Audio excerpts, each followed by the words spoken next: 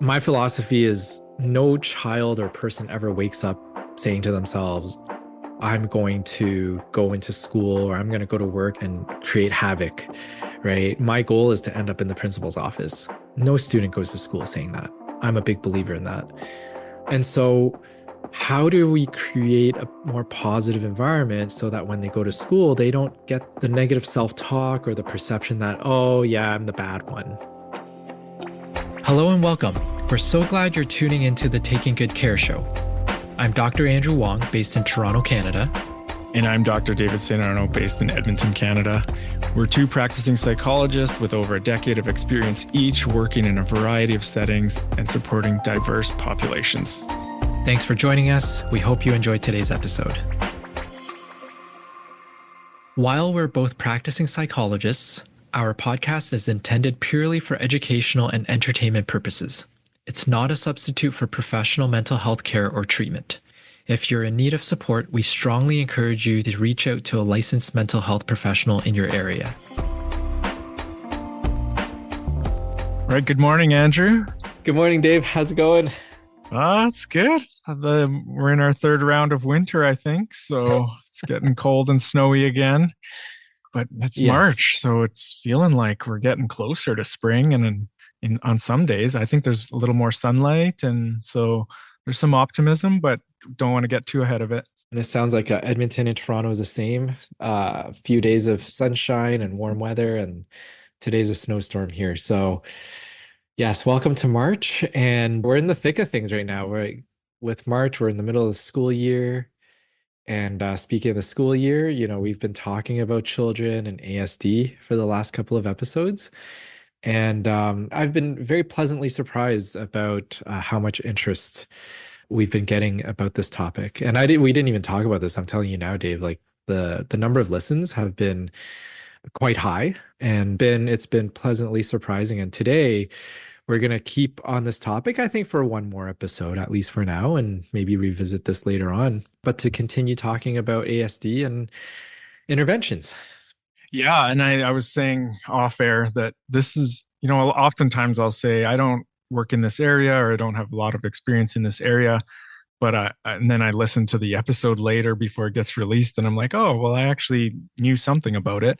But I think today is probably the day where I have not, done any formal kind of like treatment in this area. So with interventions or treatment for children on the spectrum, if I get a referral like that, I refer out. So I am definitely going to be leaning on your expertise today and maybe being able to contribute a little bit here and there and be really curious. And so, yeah, hopefully we'll see where this goes. We'll see how this goes because this is a bit of new territory for me.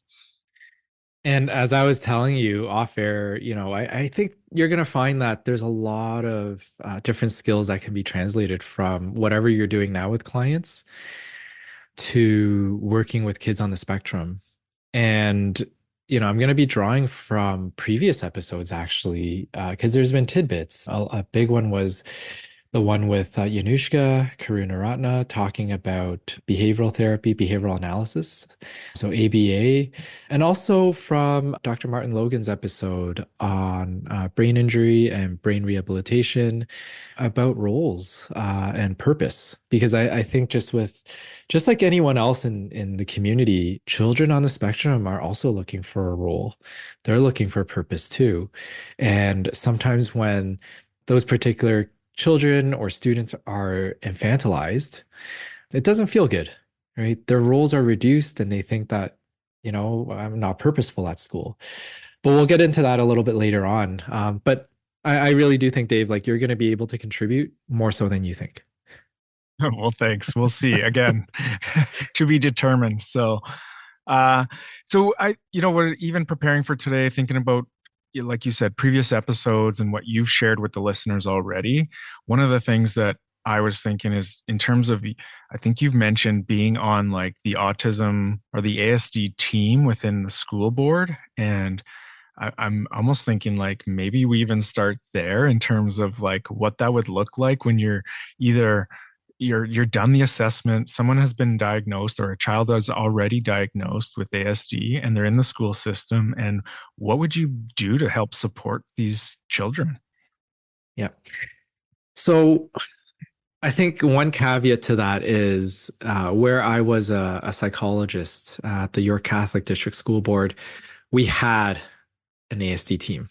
From my understanding, since I've left, the ASD team continued to function, but if I'm not mistaken, in the last couple of years, it's dissolved. It's sort of the state of public education here right now, and we won't get into that. But I know that other school boards continue to have an ASD team. And typically, these teams are multifaceted in terms of the interdisciplinary teams involved. Typically, there will be someone from the psychology department, whether they are a full-fledged psychologist or not. Depends on what that structure is. But someone from psychology will be there.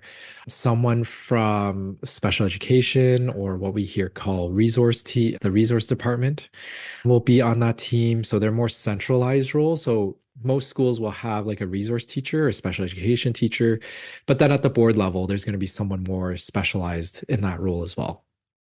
So that person will be on that team as well. Oftentimes, I view that person as a quarterback. They're the ones who are probably the closest link to the schools, which is very helpful. There will be OTs, so occupational therapists, SLPs, speech language pathologists, and perhaps a behavioral specialist as well. So someone like a BCBA, behavioral analyst, being on that team. As you're walking through this, I think it actually it makes sense that because there tends to be resources for this population that a lot of other potential diagnoses don't have. Like I know in Edmonton here, there's the Autism Society of Edmonton. And so there's really some like hubs or connections that can be made, especially once there is a formal diagnosis, Yeah. that for other concerns or challenges that kids might have, there might not be that. So even that the school board had their own team devoted to this, right, Yes. speaks to, yeah. Yeah. Mind you, though, I mean, we didn't get every single referral, or we didn't accept every single referral. It really depended on the severity of the case. How challenging was that student in relation to the ability of the staff, right? So if we understood that, certain schools had really strong staff members, we might take on that case for a much shorter period of time because we can train those staff members to help the student, versus other schools where, again, we sort of know who the personnel are, and they might need more help. Right. So, and sometimes we'll just be like, you know what, this referral doesn't quite fit our criteria, given again, maybe the severity was very low in terms of the behaviors, and we would just say maybe not right now. Sure. And again, like there are resources, but there are like limitations, or like there just because there's a society or there's a team or there's like obviously severity and these kinds of Yeah. factors factor in, and not like there's an abundance of publicly available free resources for everyone. That is, yeah, not the impression I want to give. And speaking of resources, I don't think it's our place to critique resources, but perhaps even right now I can let people know that there are resources here in Ontario. We do have the Ontario Autism Program that provides resources and financial resources to families, and they can use those financial resources for different things, whether it's actual assistive technology or something physical that the child needs, like a weighted blanket or something like that, a phone for safety. Like they will provide the funding for that. And at the same time, there are specialized services through, for example, here, a place like Surrey Place, which is sort of a hub for individuals with intellectual disabilities and autism. And they will help quarterback the services, whether a child needs ABA therapy or social skills groups, other different types of therapies. They will sort of send parents information, talk to parents, and then provide resources that way. So, to your point, Dave, having a diagnosis is helpful, where now families and children and parents can access services. Okay, so then, again, the stuff that I don't know much about in terms of someone comes in, a referral comes into your office. What do you do? What kind of like, even how do you talk to the parents if you're working with children, right? Like, how do you walk the parents through kind of what treatment or what counseling can offer or what psychology can offer? So one of the things, and I may not say it this way, but the message that I often will provide at some point in our work together is that there isn't a cure for autism, right? Because parents will sometimes ask, well, can the diagnosis eventually be taken away? That's a hard question, right? I mean, you can go to five different psychologists, developmental pediatricians, and you might get three different answers, right? What I often tell parents and caregivers is that it's not so much that the diagnosis is quote unquote gone or that the autism is gone or the autism features are gone. It's more so that the characteristics, the features, the symptoms, whatever you want to call it, they are better managed, right? And so let's say a child becomes more and more aware that, yeah, maybe in public they're a little bit socially awkward, but they are using strategies and skills and making an effort to change and modify and say, you know what, I do want to do as my peers do, at least when I'm in public. So I'm going to really try to do that. And then in public, let's say they're successful at it, people will be like, oh, wow, like they've really done well, right? I don't see those features anymore. Well, the thing is, though, the person has worked really hard to manage it, right?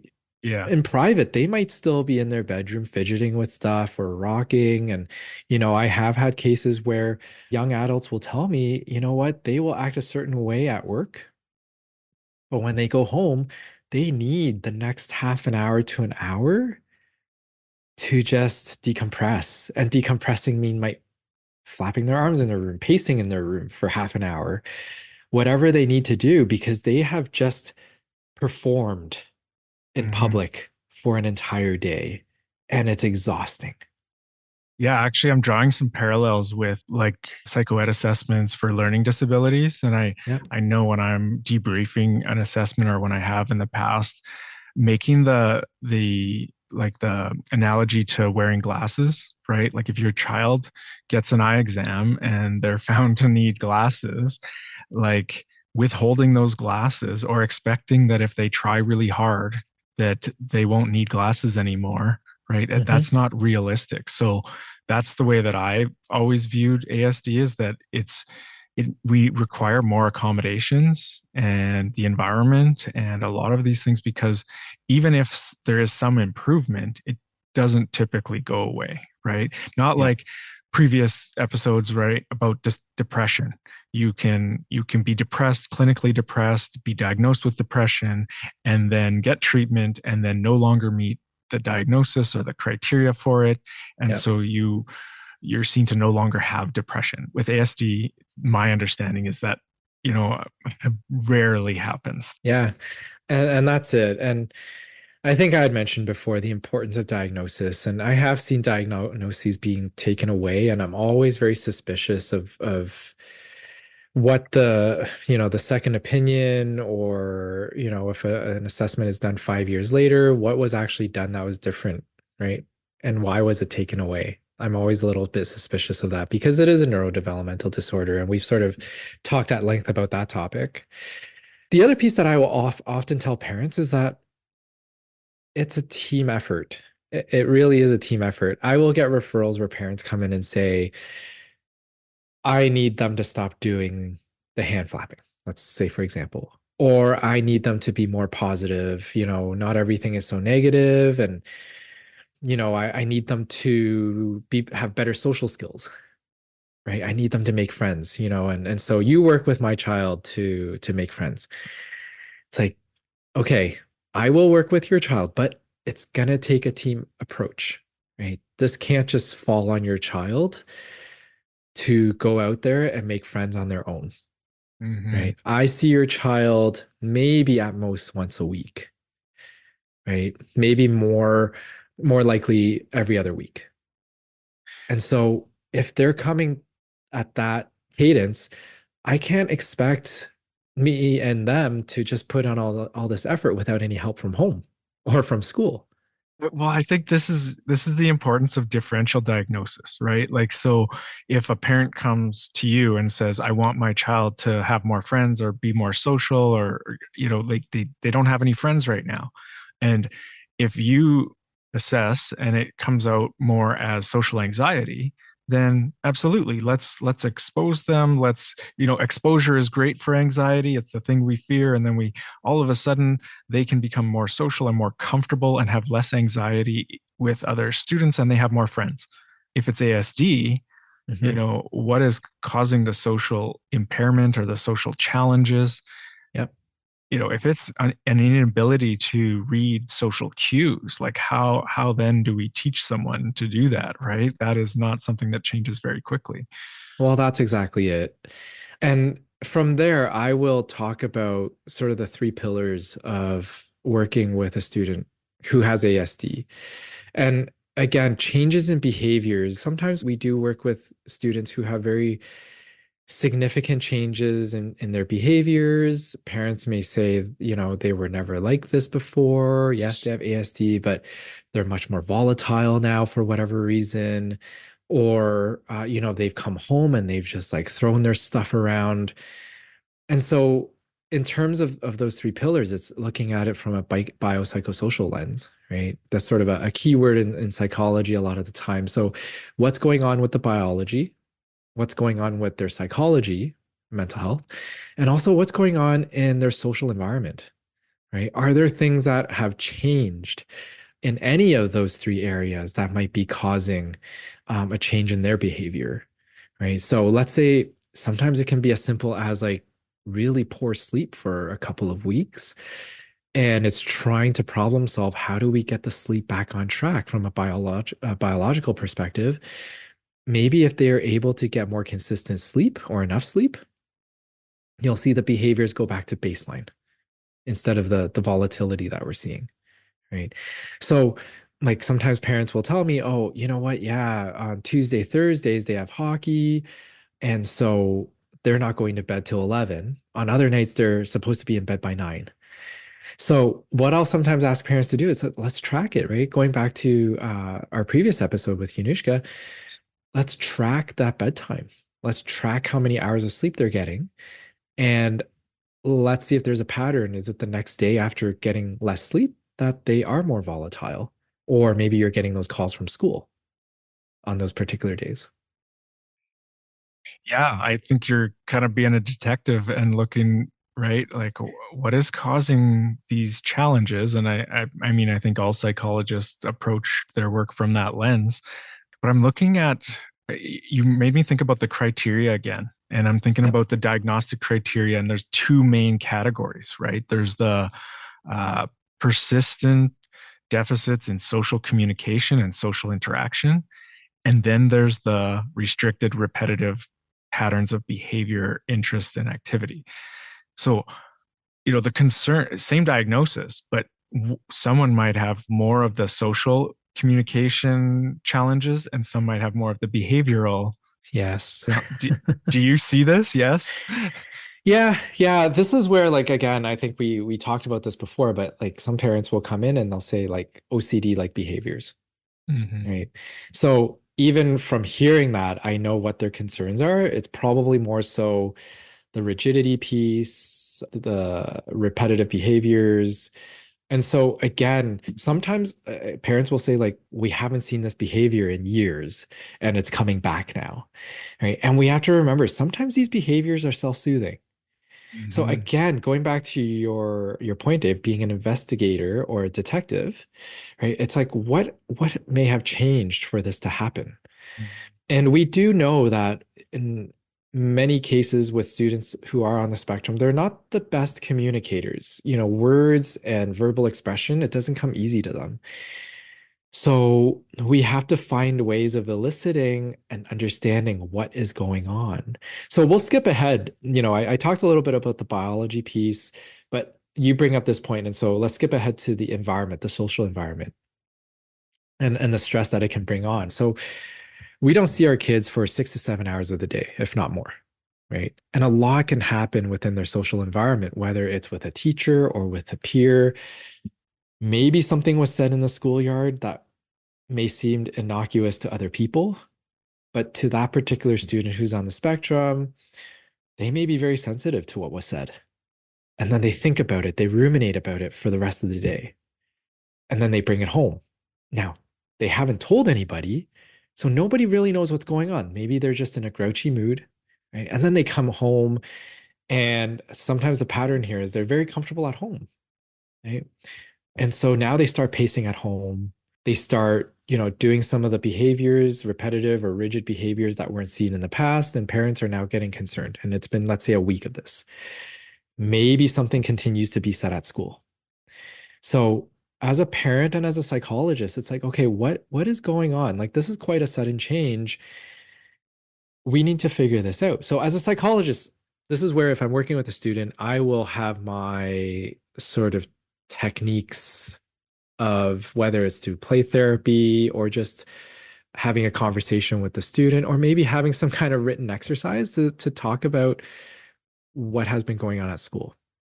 The other piece that's really valuable is to go back to the school, right? So sometimes I will say to a parent, hey, how about contacting the teacher to ask about what's going on? Are they seeing this at school too? Do we know whether or not they're playing with the same friends? Have they distanced themselves from certain friends?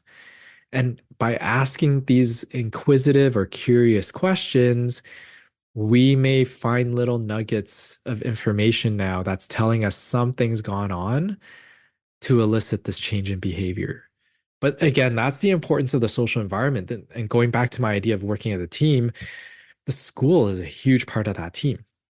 Absolutely. And I think if I'm following you, like the challenges that come with an ASD diagnosis already give you some hints of like what to look for, right? So if there is a lot of like inflexibility or rigidity or routine is really important for an individual to function well, Yeah, then if that changes, you're going to be like, okay, that we have a clue of like what's causing this change in behavior or this escalation or exacerbation of something that was already there, but now it's gotten a lot worse. Or the like you said exactly. last episode about the demands, like the social demands, whether Yeah, if the social aspect is really challenging, then if the demands change, we can expect that behaviors will also follow. exactly. The schoolyard example, actually, Dave, that I just gave, I was just thinking about it as you were speaking. It hits on both the environmental pillar and also the psychological pillar. Because if a student is, let's say, being bullied in the yard, or, they sort of exacerbate the teasing that's going on, it impacts their psychology too, right? So the anxiety of, let's say, going to school, let's say somebody who doesn't want to go to school, they're not saying why, but it's a change. Again, how do we treat that anxiety piece, right? And then with that same example, we can even go back to the biology again. Let's say the rigidity or the routines have really heightened and escalated. One question I may ask, if I know the student is on a medication, has there been a change in the medication? Has there been an increase in dosage or a decrease in dosage? What's going on? Because again, as a detective, I want to hit on all pillars to figure out what is happening in this person's life before I make any kind of foregone conclusions. Well, and again, not as a pediatrician or any, a medical doctor, but just from my own experience with my children, what I've learned from medication and as kids get older, as they mature, they tend to weigh more and grow physically, and sometimes even just their own maturation can change the requirements. So maybe a dosage of a medication was working well before, and now they're 20 pounds heavier. So it's not like you found one medication and maybe the medication didn't change, right? But the effectiveness of that medication can change. So working with your doctor and going back and forth, with other professionals involved in your child's life. Yeah. And again, teamwork, right? So, it's the parents, it's the psychologist, it can be the OT, the SLP, the teacher, the pediatrician or family doctor. Like it involves everybody, right? And that's why I always tell parents it's a team. And, if you give me permission to talk to the teacher or the pediatrician, I will happily do so just to ensure that the student is getting the best care from everybody. And I think all the professionals will tell you, I don't have the magic answer to help your child get rid, quote unquote, of certain symptoms. But we can all come together and try to be proactive, come up with strategies, creative strategies to help manage those symptoms. One of those creative strategies that I think that I have found to be very helpful is even helping parents understand the difference between reinforcement slash rewards versus punishment or consequence. I will get many parents coming to me and they'll say, we've tried it all. We've taken away this and we've taken away that. We've taken away the screens. And my child doesn't seem to care, right? And they've gotten to the point where they'll say, take everything away. It doesn't matter. Right. And multiple families have told me this over the years. And so that's why I like to conceptualize the idea of rewards versus consequence.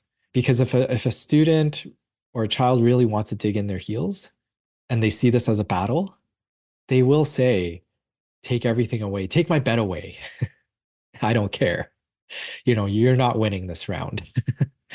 Do you say Yeah, that's like a general rule for all parents to know, or is this more for the ASD population? Do you find that this comes up more? that's a good question. In my work with children, and this is why, again, when we work with teachers, it's not so much like this is just for that student. It's just good practice, whether it's for the classroom or for the home life, right? So let's say, for example, in the classroom, you're going to use a positive reinforcement system for that ASD student. Why not use it for every student and turn it into a group exercise, right? And same with at home, you know, positive reinforcement. I would say it just comes from a more, this is not play on words here, but it just comes from a more positive lens, right? You're rewarding the child for their behavior rather than punishing. And I think sometimes parents will say, well, I don't want my child to just act a certain way because they're getting a reward. But on the flip side, if you think about it, well, you're trying to get your child to act a certain way just based on consequence and punishment, Yeah. right? So, two sides of a coin here. What would you prefer, right?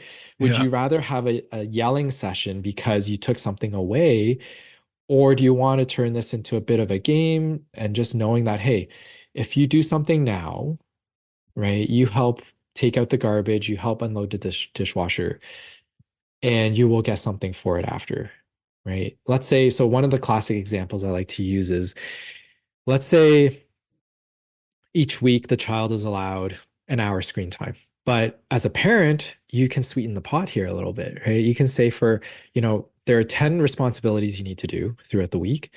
And if you do the 10 responsibilities, for every responsibility, you can add on 5 minutes of screen time. And it's sort of your choice to do it. And so you can earn up to pretty much like an extra 50 minutes of screen time by the end of the week. I'm interested to see what you have to say, Dave, because you're smiling. And I'm gonna preemptively say there's a lot of creative ways to go about this too.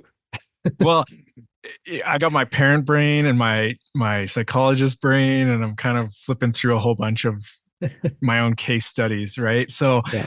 one of the things that I think parents and listeners need to know is that whatever you're punishing or reinforcing, whatever you're trying to change, whatever you're expecting, the child actually needs to be able to do that, right? So Yes. if it's, Yes. let's say, the ASD population, and you're like, I need them to stop hand flapping, right? Or I Yeah. need them to stop, like some of these things, just by rewarding or punishing is not going to change, right? Yes. Yes. So being really clear, but the example of, things that possibly kids can do. So my boys at home are waking up in the middle of the night and they really like calling for us, and they don't come into our bed like I've heard other parents where the kids show up in their bed and they wake up in the morning and everyone's in the room. My boys scream until one of us goes in there. So, but they're old enough now that they can sleep through the night. And so just last night, one of them screamed and we didn't Yeah. go in, and he went back to sleep and he slept through the night. So Yeah. why I'm telling this whole story is that we have rewarded our children with $2 a night if they sleep through the night, right? And so some people would be like, well, that's bribery or that. Yeah, it is. Absolutely. It is. It's like if you sleep through the night, you will get $2. And my boys are actually really money motivated. So it is something that they can actually do. I'm not Yeah. asking them to do something that's impossible and then making them feel really terrible about not being able to do it. And it's a reasonable amount that I think, like, if I'm going to, I think I'm at $16 for my youngest and $8 for the other one over the last 3 weeks. Hey, I can afford that.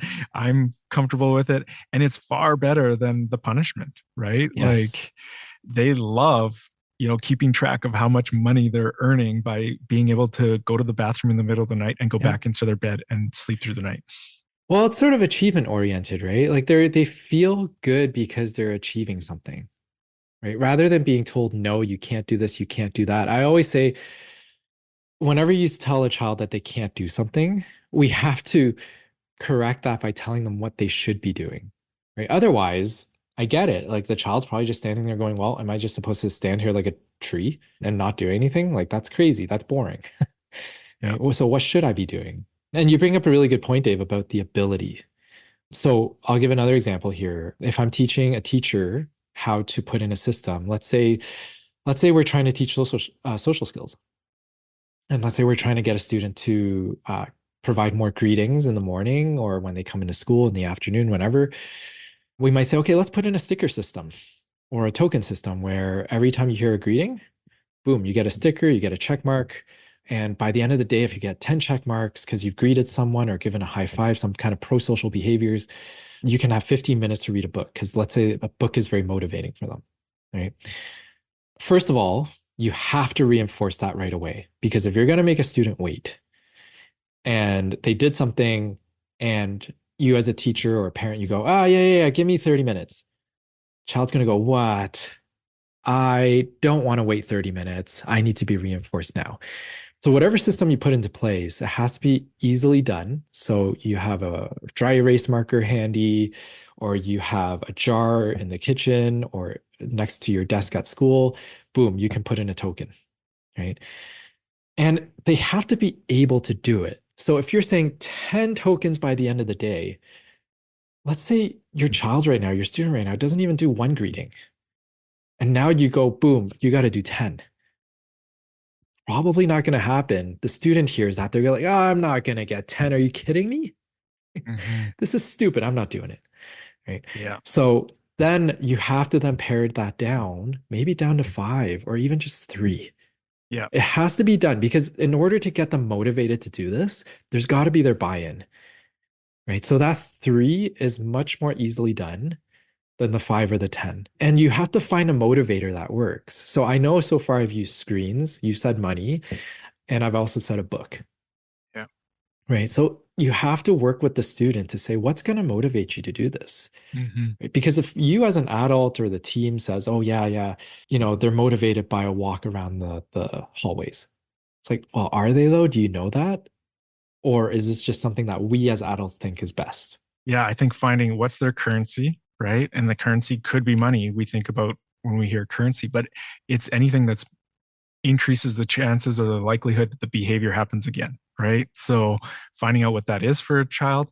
And then when you were talking about reducing the amount, the number, I think about it like the metaphor of scaffolding. So you want to just be kind of on that edge where they're capable of doing it, but it also might be challenging.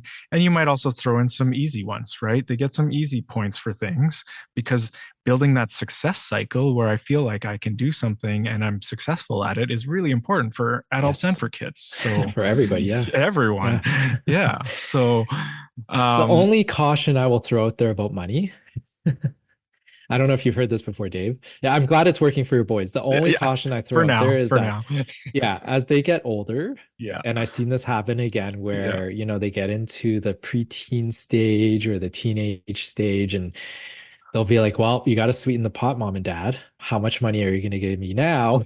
Mhm. which is And a at some great point, conversation. I think I look forward to that, right?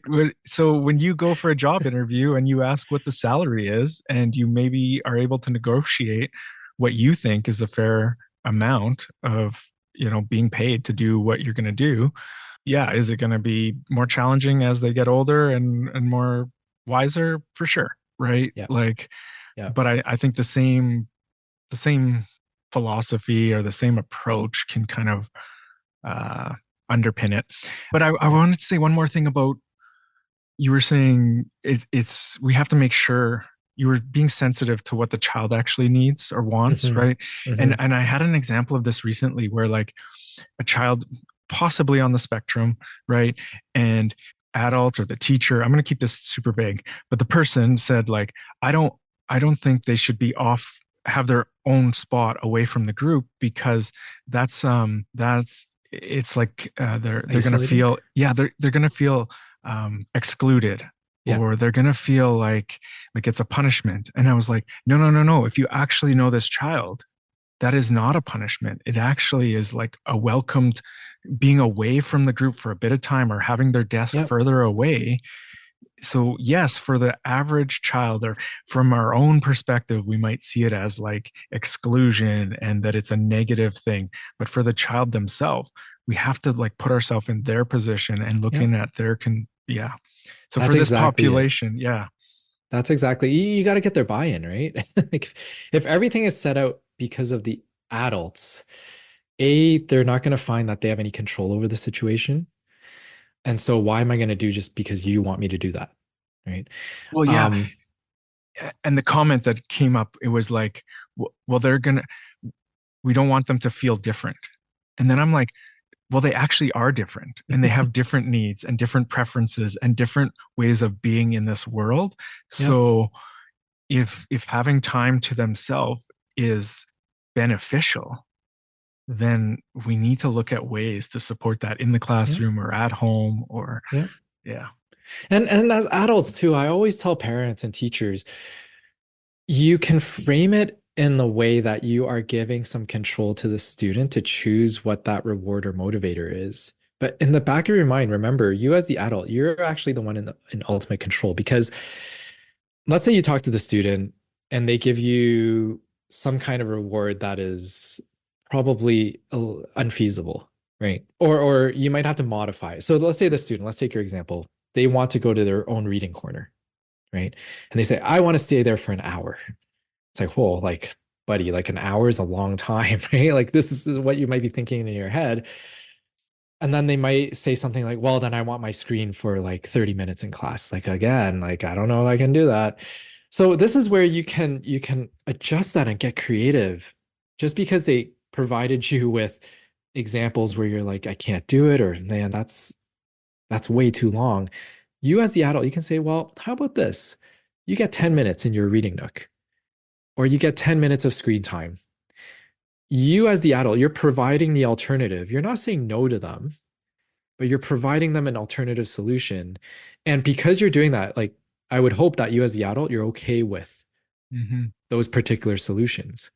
Right. So I sort of call it like a side entry kind of way of providing a sense of control to them. But ultimately you're in control because you're providing those suggestions and you're okay with them being 10 minutes screen or 15 minutes reading a book. Right. So a lot of kids will want that control, and this is sort of a side entry way of giving that to them. Well, and that's why I said I was comfortable with the $2 a night, right? But Yeah. other families, if you don't have the financial means, like, that is not even an option. So Yep. you definitely need to be comfortable with whatever the reinforcement is, whatever the positive. Yeah. The other piece I'm often cautious about, Dave, is using food as a reinforcer. Hmm. So I Hmm. will often say not the best idea Yeah. unless it's a very, very dire situation. Like, I've had students in the past who, again, lower functioning individuals, and it got to the point at the ABA center where, perhaps they were using the washroom wherever and not actually using the washroom to have a bowel movement and really needed to be trained to go use the toilet, then maybe a Skittle here or there. But Usually I don't use food as a reinforcer.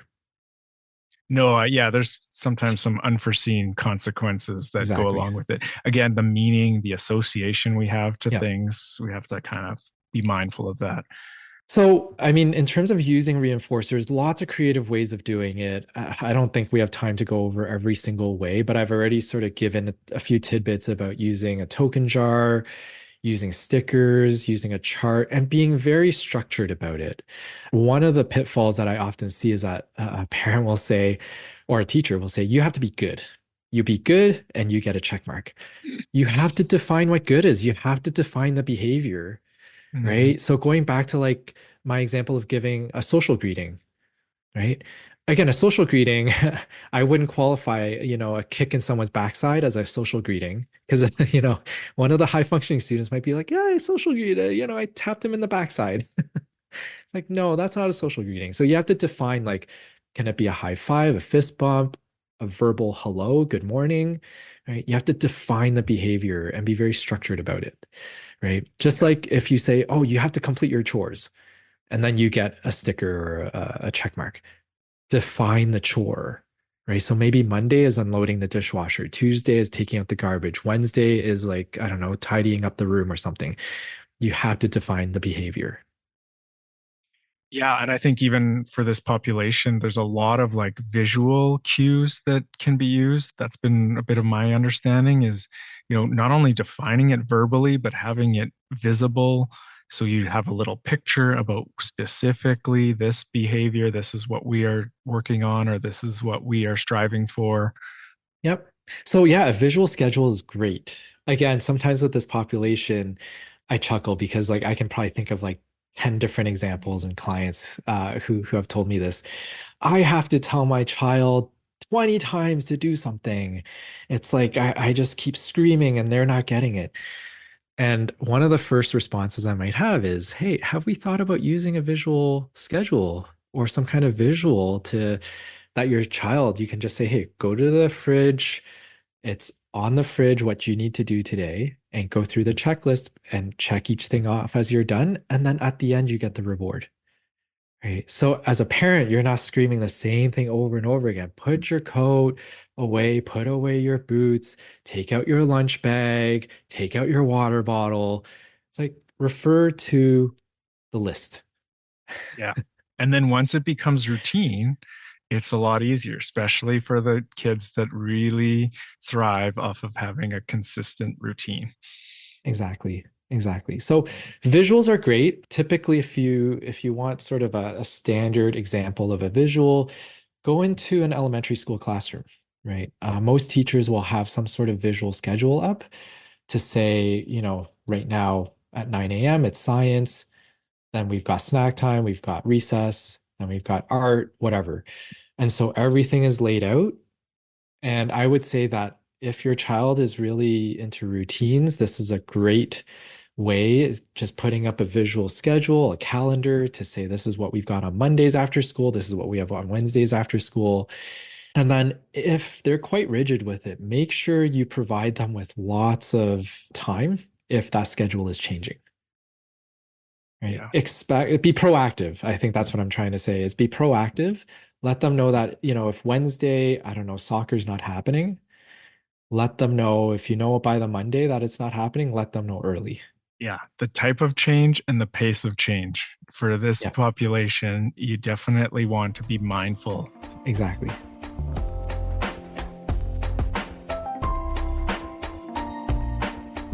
I've been on the fence about sharing this, but I've heard some folks say they appreciate the personal kind of stories. So I'm going to share this real quick and then you can jump in and Sure. maybe tie it all together. But just recently, so my oldest son, and I'm also mindful that he's probably going to listen to this at some point when he's older. So he actually checks off all of the boxes in terms of ASD with the behavioral side of things, like the restrictive, repetitive behaviors, and was flagged early on as potentially, being on the spectrum. So this is not new, but just recently, so now he's grade 3, and a new teacher comes in and is observing some things in the classroom, and then we're told about it as parents, and we're trying to sort all this out. And so we just came from a meeting with the principal and the teacher, and my wife and I. So here's the short version of it is that it was reported as bullying behavior, where my son was targeting another child in the classroom and teasing and bugging him until there was a reaction. And then, this happened repeatedly, and it was observed by the new teacher. And they're working on, the whole, like, the pink shirt day just happened. So no bullying in the Mm, school. And yep. absolutely, I do not want any bullying in the school. I don't think any children should experience that. But then looking at my child's unique kind of criteria, or like his behaviors. So as I'm walking to the school, going to this meeting, I'm like, oh my gosh, the light bulb goes off, because we've been talking about this, right? And again, my son doesn't meet the full criteria for ASD, but a lot Hmm. of the strategies and a lot of the criteria fit for his way, at least right now. So we have cats at home, and there are Yeah. times where he will, like, be with the cat and be blowing on the cat's face or the cat's tail, and repeatedly over and over again, and with a lot of cues from us, like, hey, look at the cat, maybe the cat doesn't like this right now. Yeah. And I know he loves these cats, like, he is so connected to these animals, right? I know that he wouldn't intentionally want to hurt them, but the reaction that he gets from them, even sometimes how they growl or how they make different noises or flap the tail, like, that is entertaining and somehow Hmm. stimulating for him. Hmm. So it gets to the point where we literally have to pick the cat up and remove the cat from my Yeah. son, because his ability Yeah. to stop doing it. And I was walking to the school going, like, oh my God, like, is this the same thing that's happening with this child in the classroom? Right? That there's something about the reaction. Yeah. Looking for And that reaction. yeah, that is Yeah. somehow, it's not malicious. He's not intending to try to hurt someone else, but his behavior can be hurtful, right? So we need Yes. to, absolutely. And I think at times we need to protect the cats, right? Yeah. But punishing him for that, or even rewarding him, it does not have a huge impact, especially for those behaviors. Yeah. Yeah. And so again, I think I go back now to the environmental strategies, right? So Mm-hmm. let's say we're not going anywhere with all these lectures or talks from the principal and stuff, right? Like we've tried, but it's like then to me, it's more of an ability piece, right? Right now, in this period of time, the student is unable to just peel themselves away from that student, Mm-hmm. right? And so, what can we do in the environment to change that? Right? Can we sit the two students further apart from each other? Yeah. Can we ensure that during group work, they don't end up in the same group? Even recess time, right? Sometimes I will say maybe the teacher can take a few minutes to just talk to the student and say, okay, what's your plan at recess time? Right? Mm-hmm. Let's review this first. Again, being proactive to say, okay, so you're going to play soccer. What else are you going to do? You're going to play with these individuals, but you're not going to go up to these individuals. Right. So just taking that time to just at the beginning of recess, proactively stating what is the recess plan. Right. And then just being very mindful and just paying really close attention that at the first sort of sniff at something might be brewing, even sometimes physically getting in between the two students as you're teaching, maybe they're sitting really close to each other on the carpet. You just sort of walk past, you find a little alleyway in between the two of them, and you just stand there for a few minutes or for a few seconds, right? Just so that they can see that you are there. Yeah. The physical presence is a big piece. I remember actually Yanushka was really good at this. When we were in the classroom, and let's say we had students who would flee the classroom. Right. And it became sort of a safety piece. I actually learned this from her, getting right in front of the student. You're not physically putting your hands on them, but even your presence of the block, right? Mm-hmm. You can tell Mm-hmm. the student would just sort of be like, oh, like I actually have an adult here challenging me a little bit, right? So that was really helpful for me to learn that from her. For sure. Yeah. And I think sometimes people forget. So impulsive behavior is one thing. And that, I mean, that's a characteristic of ADHD, which my son is diagnosed with. But this ability to disinhibit or to stop doing something that you are doing, that is another skill or ability that can be lagging or is challenging for some kids. So Yep. you can have both ends of it. Yep. Yep, for sure. And this is where I go back to the rules and the purpose. Again, environmentally and psychologically is so important because again, sometimes the kids who maybe they may be on the spectrum or even ADHD or both, sometimes in those environments at school, they get this reputation, of being that quote unquote bad student. And look, my philosophy is no child or person ever wakes up saying to themselves, I'm going to go into school or I'm going to go to work and create havoc, right? My goal is to end up in the principal's office. No student goes to school saying that. I'm a big believer in that. And so, how do we create a more positive environment so that when they go to school, they don't get the negative self-talk or the perception that, oh yeah, I'm the bad one. Well, that goes back to your comment about specific behaviors and being really specific, right? Because I think the risk is when you say be good or you were bad today, those are general global kind of statements.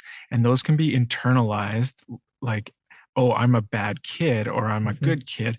Neither of those are good for people, right? Hmm. What, even if you're on the positive end of being a good Hmm. child, right?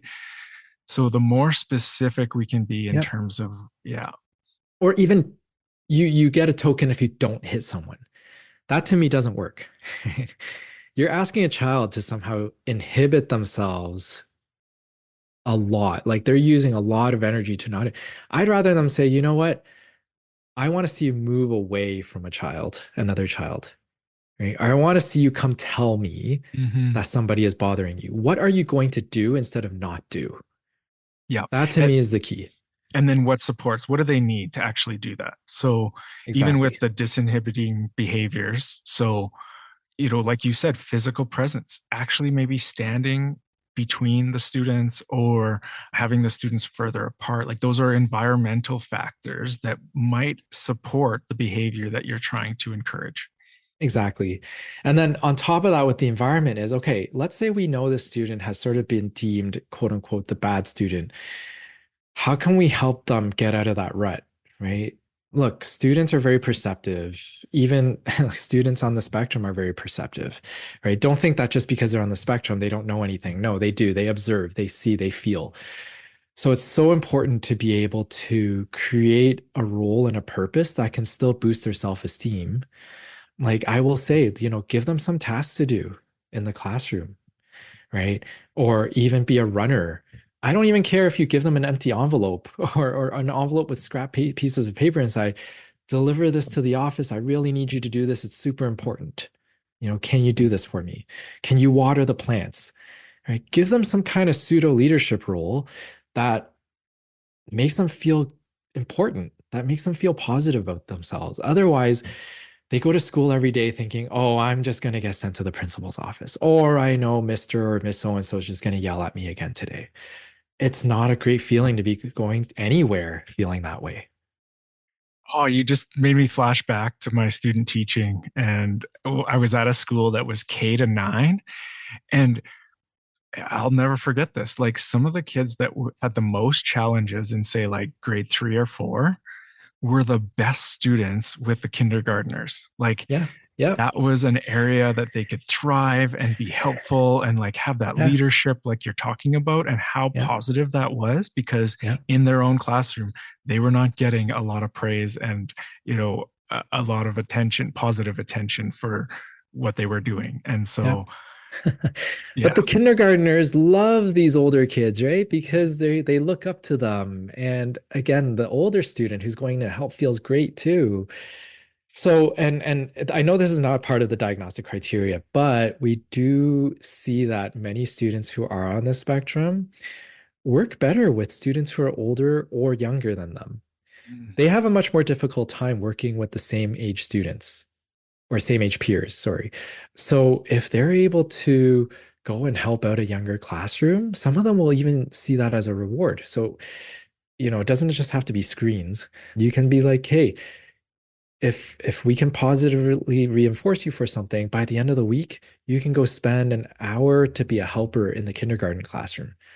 That to them like is the highlight of the week.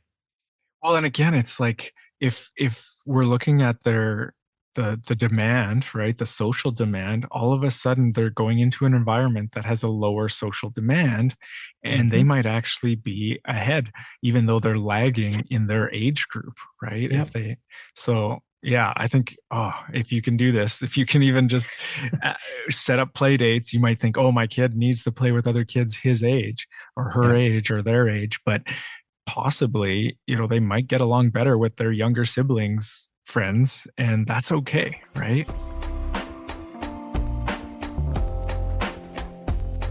One last piece I wanted to touch on, Dave. Again, this is not an exhaustive list of things that you can do. One of the things I wanted to highlight, you had talked about this, Dave, off air, social stories, Mm, right? yeah. So I know a lot of people will use social stories. I think they can be really helpful. Again, is it a strategy that's like 100% effective?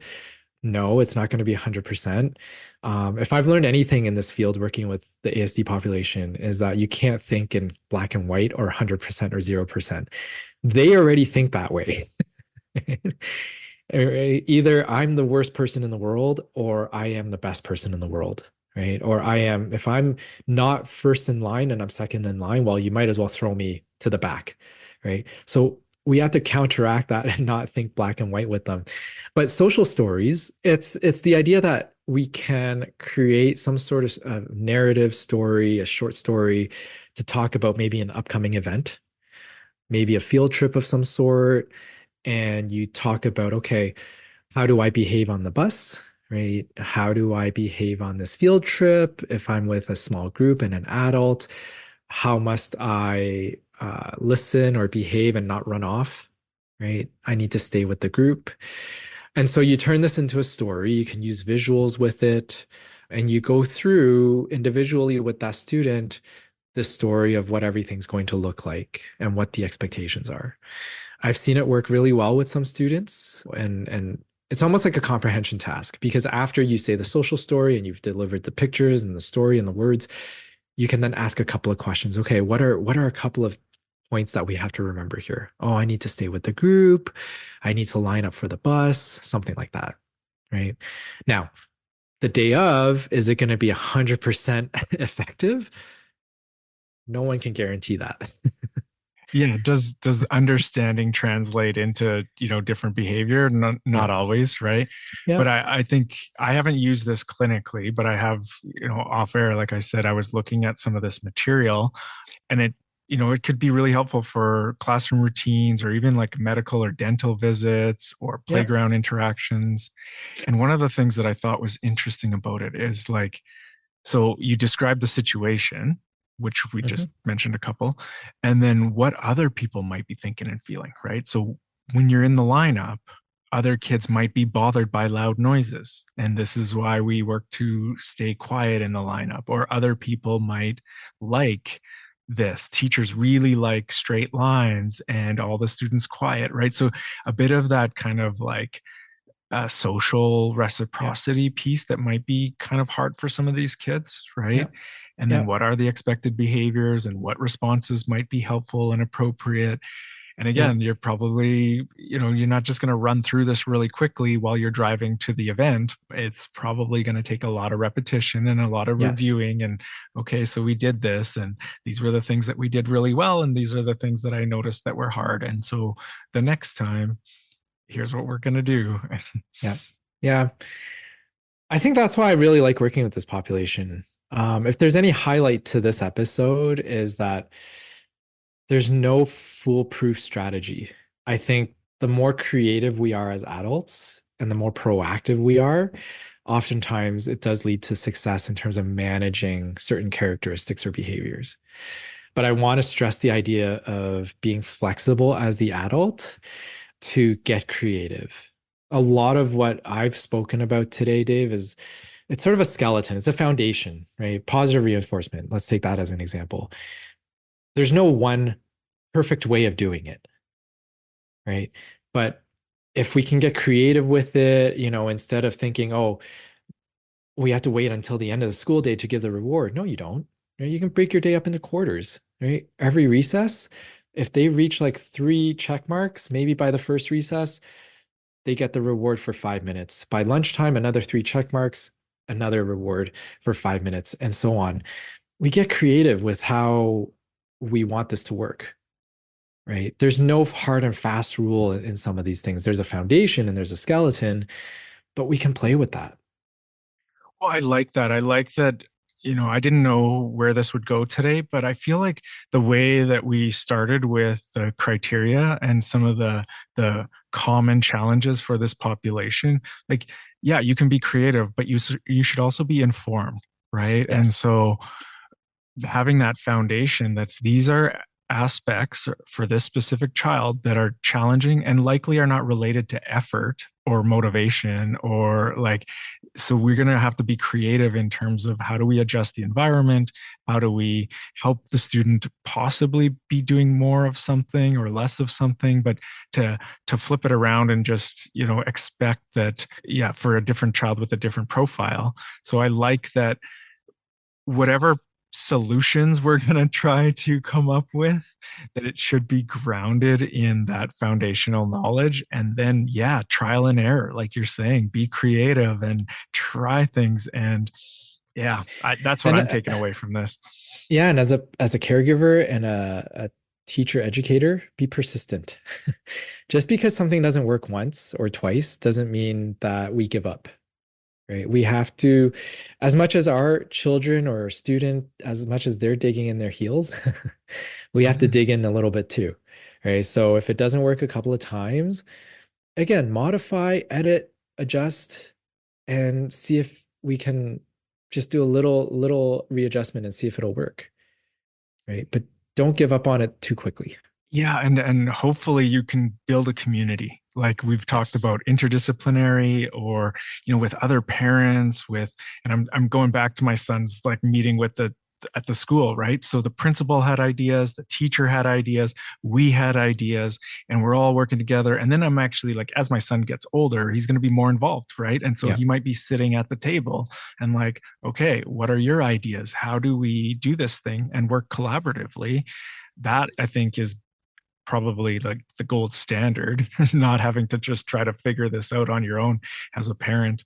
Yeah, exactly. So be curious, ask for help, talk to everybody who's in your child's life to figure out what might be going on and to work together. Yeah. And know that there are specific resources out there, and it's going to Yes. vary from location to location on what's available, but do look and reach out. And yeah, you don't have to reinvent things. There's a lot of things that are already, yeah, set up and working well, and you can borrow some from others. That's a great message. Yeah, don't reinvent the wheel. So thank you very much, Dave, for having this discussion with me. I still believe you knew more than you think. Well, I tried. And hopefully you as the listeners take something away from it as well. This again, these are not just strategies for ASD students. This is just any kind of parenting strategy that will make your life easier. Go ahead and use it. Yeah. So, Yeah. yeah. And that being said, like if you do look this up, there are specific like therapeutic, names for different approaches. There's a lot of research in this area too, and Yeah. I think our mission is to distill some of it and make it kind of digestible for folks out there that aren't clinicians. So if the clinicians are listening, you're probably like, well, they forgot all of these really important pieces, and you're probably right, but this is a start. So Well, this is a start. Like I haven't even gotten into like environmental stuff about using headphones or whatever. Like again, this is not an exhaustive list. This is just a start. So in the meantime, if you've enjoyed this episode, like, follow, and send us comments, questions. We love to hear from you. And yeah, take good care with the following week, and we'll record another episode soon. I think we're going to have to do an adult one. We've talked so much about kids and interventions. We might have to do like teenagers and adults. We'll see. Yes. Take care, Dave. Take care.